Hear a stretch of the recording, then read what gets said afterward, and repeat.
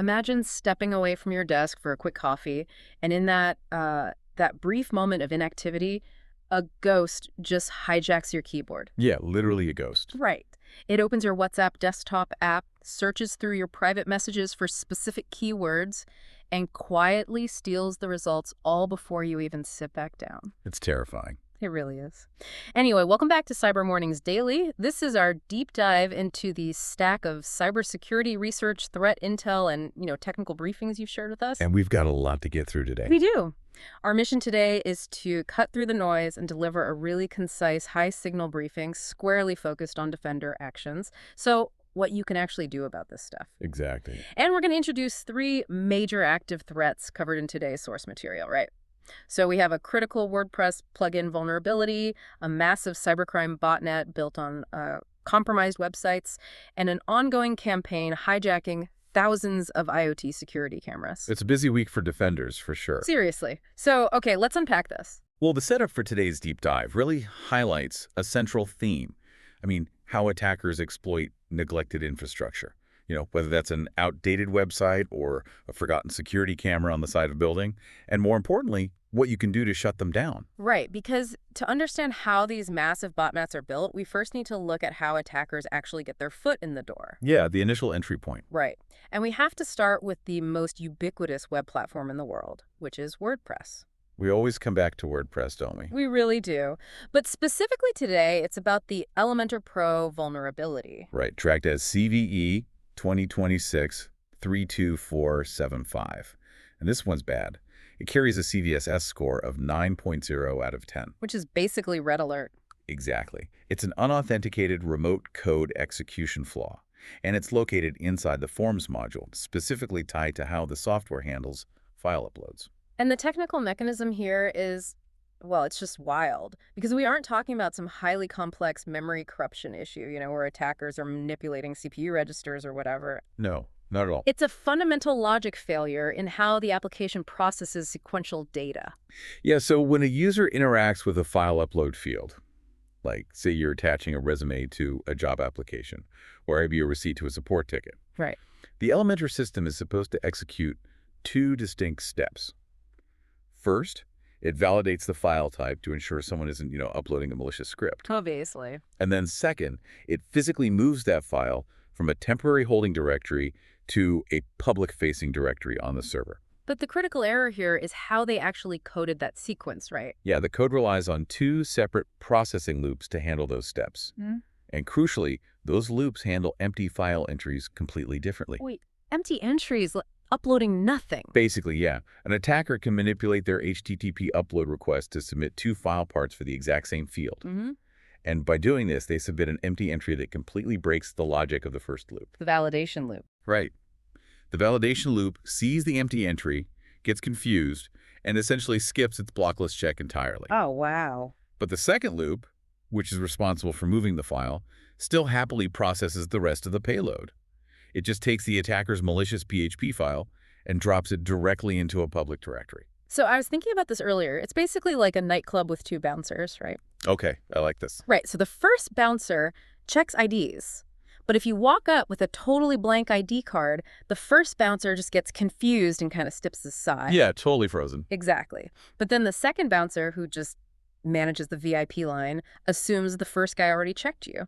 So he just waves you right through to the VIP section. And in this case, the VIP section is the public PHP directory. That is exactly what's happening. And what's fascinating here is just the logic flaw of handling empty file entries. Because once that malicious PHP file lands in the public directory, the attacker achieves total server compromise. Just like that. Just like that. The software writes the file with a .php extension appended to a random string, generated by PHP's unique ID function. The attacker simply navigates to that specific web address, and they can execute arbitrary code on the underlying server. They own the site. But I want to push back on this a little bit, looking at the preconditions required. Because if the required toggle on that file upload field is off by default, doesn't that mean almost every standard business site using this widget is vulnerable by default? Pretty much, yeah. So how do defenders prioritize this when everything on the dashboard feels like an emergency? It feels like the bar for exploitation is just terrifyingly low. It is exhausting for defenders, I won't sugarcoat it, but because the required toggle being off is the default state, attackers are actively writing automated scripts to spray the entire internet, looking for this exact configuration. So they are hunting for it right now. Oh, absolutely. If you don't patch it today, an automated bot will find it tonight. The defender action here is just non-negotiable. You have to immediately update Elementor Pro to version 4.2.2. And that patch was released recently, right? Yeah, August 19, 2026. Mm-hmm. It unifies how those two loops handle empty entries so the Stanks bouncer doesn't get confused anymore, using your analogy. Right, right. And we should also mention, while defenders are updating Elementor, the source material highlights another critical patch, the WordPress core 7.0.4 update. Yes, that is crucial. That addresses a high-severity PostScript RCE flaw tracked as CVE 2026-6564. And that one involves how WordPress hands off uploaded media to a background program, right? ImageMagick. Exactly. ImageMagick is this notoriously complex image processing library. And this vulnerability centers on malicious PostScript files. Because PostScript isn't just an image format, it's a fully Turing-complete programming language. Right, which sounds dangerous. It is. If the sandboxing isn't perfectly configured, an attacker can trick the backend parser into executing shell commands embedded within the file. So the action item here is clear. Update Elementor Pro to 4.2.2 and WP Core to 7.0.4 immediately. Yes. Do not wait on those. Okay, so that's the front door. But let's look at the fallout. What happens when defenders don't patch these kinds of WordPress flaws? Well, they don't just get defaced with, like, digital graffiti anymore. Right. They get absorbed into sprawling criminal enterprises. Like this newly discovered operation the researchers are calling StopAndProtect. Yeah, this was uncovered by Checkpoint Research, specifically Jaromir Hojishi. They found nearly 2,000 hacked WordPress sites acting as infrastructure. 2,000? Yeah, and they used them to host malware, control compromised hosts, and even store stolen data. Here's where it gets really interesting, though, because it's almost like a zombie movie. A zombie movie. Yeah, think about it. The infected sites don't just run around biting people. They essentially set up fake toll booths to infect more drivers. Oh, you mean the click-fix CAPTCHAs? Exactly. The infection chain starts with this social engineering trick. You go to a site you trust, and it throws up a fake CAPTCHA prompt. You know, click here to verify you're human. Which everyone clicks because it's just muscle memory at this point. Right. But clicking it actually triggers a malicious PowerShell command locally on your machine. Which then reaches out to pull down .NET downloaders, and from there, it evaluates your machine. And it drops whatever it wants. Yeah, they deploy ransomware, worms designed to spread via USB drives, screen lockers, and these highly advanced stealers. Which brings us back to that WhatsApp stealer from the beginning of the show. Yeah. I have to ask, waiting for the victim to step away from their desk so it can automate the search box? Yes. That feels incredibly bold, like a literal ghost in the machine. Is this level of interactive automation becoming the new standard for basic stealers? If we connect this to the bigger picture, it really shows how malware is shifting. We are moving away from the loud smash-and-grab ransomware deployment. The noisy stuff. Right, and we are moving towards silent, persistent espionage. Because by puppeting the local WhatsApp application directly on your desktop, they completely bypass any encrypted network traffic analysis. They're reading the messages directly off the glass. That is wild. But at the same time, the threat actors had some massive OPSEC blunders, right? Oh, huge. Checkpoint mapped out the entire Stop and Protect operation because the attackers just left their own detailed infection logs, their management tools, and raw screenshots of victim machines publicly accessible on these compromised WordPress servers. So sloppy. And the compromised sites themselves were running incredibly old software. Yes, some were running WordPress versions from 2021. 2021, that's like 5 years ago. That must have, what, dozens of vulnerabilities? Easily around 40 known vulnerabilities. Yeah. It's an active liability. So the defender action here is continuous auditing of your web infrastructure. Right. You can't just set it and forget it. Exactly. Remove unused plugins, delete those old staging sites your developers forgot about, and enforce strict update policies. You do not want to become a free node in a cybercrime network. Absolutely. Okay, so that's the website. But the Stop and Protect campaign really shows how servers are repurposed for crime. But this trend isn't limited to the web, is it? No, not at all. It extends directly into the physical world. Right, the edge devices. Yeah, IoT devices are being hijacked to build these massive relay networks. Which leads us to Operation Camera Swarm. This was uncovered by the team at Hunt.io, right? Yes, and again, we only know the details because of another massive operational security failure by the attackers. They left their files exposed again. Yep, a 407 megabyte working directory just completely exposed to the public internet. It had their tools, execution logs, shell histories, the whole playbook. It's just crazy how sloppy they're getting. But what did that directory actually reveal about the scale? The scale is staggering. Between June 17 and July 22 of 2026, they compromised over 14,530 Dahua cameras. Wow, over 14,000. Yeah, heavily concentrated in Ukraine and Russia. And out of those, 1,923 were configured with persistent hidden backdoor accounts. So how are they getting in? What were the attack paths? There were three main vectors. First, basic credential attacks, just guessing weak default passwords. Second, a peer-to-peer relay path. And third, they exploited two older authentication bypass flaws from 2021. Wait, CVE 2021 33044 and 33045. Yes, those exact ones. They carry a CVSS score of 9.8. So what does this all mean?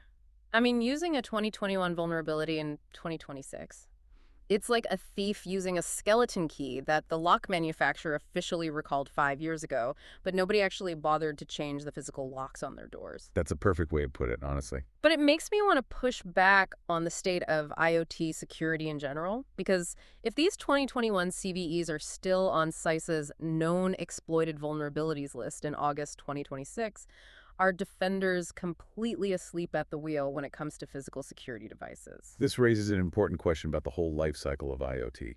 It's fundamentally broken. It's a deploy and forget mentality. Right, you bolt the camera to the ceiling and never think about it again. Exactly. As long as the video feed shows up on the security guard's desk, IT assumes it's fine.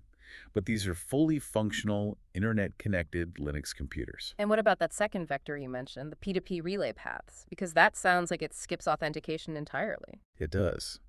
Dahua calls it easy-for-IP. But many vendors have similar features.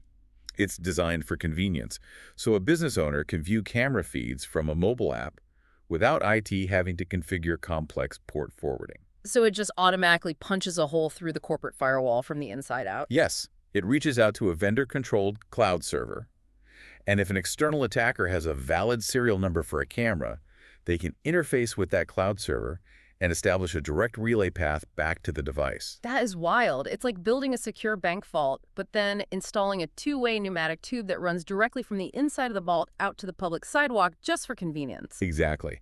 And once that tunnel is open, attackers can hammer the local login page with credential stuffing from the outside. So what are the defender actions here? How do we actually lock this down? First, you have to find them.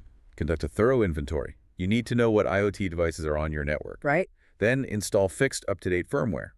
And critically, you must cross-reference those firmware downloads directly with the official vendor site. So you know you aren't installing tampered software. Exactly.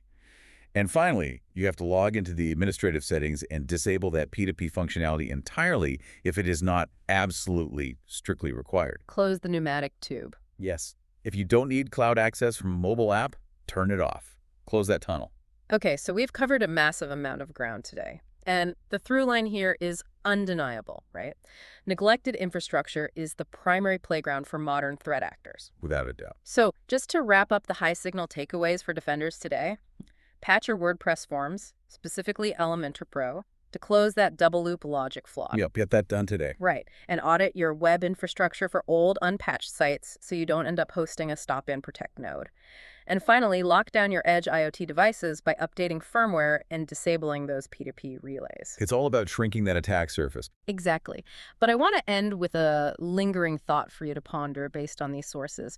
Because we saw the StopAndProtect threat actors expose their own detailed infection logs due to just, sloppy operational security. Right. And the camera swarm attackers left a 407 megabyte working directory completely exposed to the public.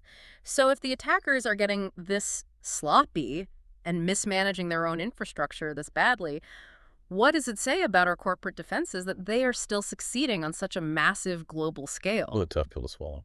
It really is. Are we relying too much on the attackers making mistakes rather than fixing our own foundational hygiene? It's something to think about. Anyway, thank you for joining us for this deep dive. Stay vigilant, audit your infrastructure, and we'll see you next time. Stay secure.